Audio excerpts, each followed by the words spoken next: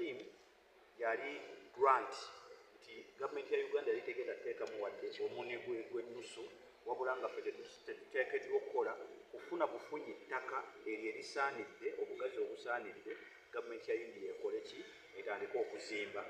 Era mu makkati awo nga prime minister yakagenda, gavumenti ya India yaweereza ba experts ab'enjawulo, ba architects, ba engineers n'abantu abalinga abo ne bajja ne tubatwala Entebbe, ne tubatwala Ejjinja n'Entebbe ne tubatwalayo. Era ettaka ly'Entebbe baalisiima kubanga likwatira ddala ku ki ku mazzi ate nga gazi lirina obugazi obusaanidde.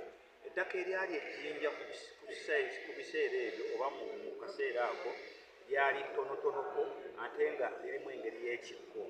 So ne bakola assessment ne bagamba nti ettaka liyinza obutakola bulungi kyetubaagaliza mugende mu maaso n'okunoonya ettaka eddala naye ng'era awo muki mu Jjinja. Ne tutandika naffe kawefube w'okunoonya ettaka tulaba baani abalina liizi ezinaatera okuggwako, tulabe nti osanga ettaka eryo liizi tuleme kuzizza bujja, tube nti tusobola okukola ki olikozesa ofune omukisa ogwo. Awo omukisa omubi we gwajjira nti covid n'akola ki n'ayingirawo, buli kimu ne kikola ki ne kibeera affected. Era mu kaseera ako nti naffe nga ku Uganda twafiirwa kinene nnyo naye bambi n'ensi India yakola ki yafiirwa. So balina okudda emabega oku revisinga ekyo kye baali bakola ki kye baali bakomitinga, era ne tufuna ekiwandiiko oluvannyuma nti gavumenti ya India olwa bino ebyaguddewo economy yaffe ekoze ki efunyeemu naye obuzibuzibu lwaki gye twali twawa gavumenti ya Uganda.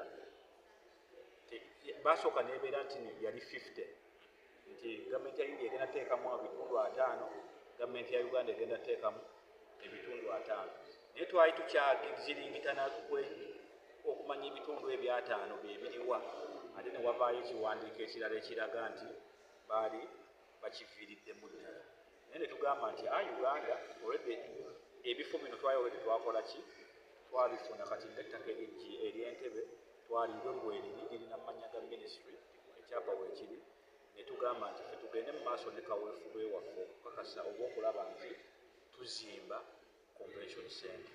We twogera ssaawa zino feasibility studies eza convention center eyo ziri kukolebwa, ekifaananyi tumanye ekifo kino kijja kufaanana kitya, kinaatuuza abantu bameka, kijja kwetaagisa ssente mmeka, kinaakola kina effects kyekinaaba nakyo ku mazzi, kubanga ebyo byonna twetaaga okukola ki okubitunuulira. Togenda kuzimba buzimbi kintu ate ekyo nekigenda okuba ne negative impacts oba ne kiteekawo obulabe ku byennyanja byaffe oba amazzi n'ebintu ebiringa ebyo. So studies ezo ziri kukolebwa era nga tukakasa nti bwe tunaamalirako December w'omwaka guno tujja kubanga buli omu amanyi ssente eyo neefaanana etya era ejja tutwalako ssente mmeka okulaba nti tugizimba. Kodi n'ekirala, awantu awo we twalonda okuzimba convention center tugenda kuteekawo marina nti omuntu ebinga eyambako nti omuntu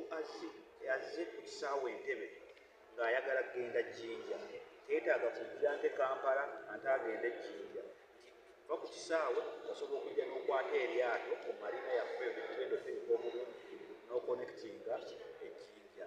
So kiyambeko okulaba nti tukendeeza ne ku traffic ku nguudo zaffe, naye n'ekirala nti okupromotinga activities eziri ku mazzi, nti omuntu anyumirwe okutambulira ku mazzi, nti kimutwala eddakiika 45 okuva Entebbe yatuuse Ejjinja, anyumirwe ebirala byetutegese ebiri golf course area awo ku Entebbe golf course, oba kale tugambe nti emabega wa Uganda Wildlife Education Center owali cottages ezo abalambuzi gye basula wawaawo ettaka Kinyana Mpindi ne Uganda Wildlife Education Center, naye ng'oyitirawo ku Entebbe Municipal Council Office n'okkirira tulinawo eka ezikunukkiriza mu eka 14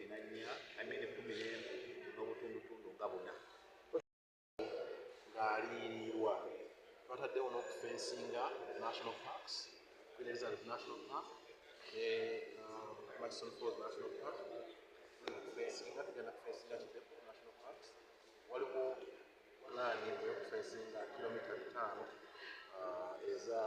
national parks okulaba nti ensolo teziba mu materekero wa national parks kugenda mu community okutawaanya abantu.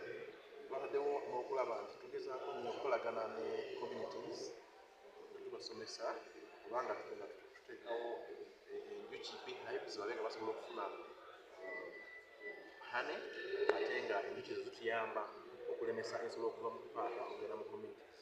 Ebintu bingi bye tukoze ng'okukola trenches, stone walls, olisha stones, okufensinga parks okulaba nti tugezaako nnyo okulaba nti parks oba management of wildlife authority ekolagana ne abantu mu communities okulaba nti tutumbula okukolaganira awamu okutumbula okukuuma okutonda obwesiragala ensolo ez'omunsiko kubanga zikola kinene nnyo okulaba nti zireeta abalambuzi okuva wabweru w'eggwanga.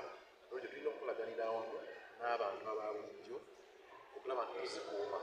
Ebizibu bingi babadde bafiirwa ebimera abantu nga bafa abamu, so n'olwekyo tutaddemu amaanyi mangi okulaba nti tulwanyisa ekizibu kya kubanga wekiri era tusuubira nti tunagendera mu maaso tunayongera okufensinga parks okusaako fences nga zino engeri endala zibayitiddemu zetutaddewo tujja kulaba nti ekizibu ekyo kikendeerera ddala.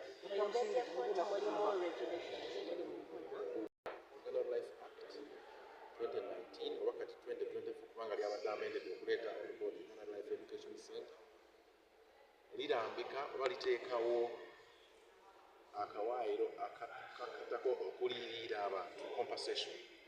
Kati okuyirira abantu olina okuba nga olina by'ogoberera kyetuyita regulations. Kati regulations ezo zitulambika engeri tulina okukolamu ekintu kino okuliyirira. Omuntu waba afiiriddwa ekintu kyobanga afudde alina okujuza foomu, olina ogendayo ne mulambula ebimera ebyononeddwa. Kati nga waliwo police officer, agriculture officer oba veterinary officer bonna nga balina okusaako emikono.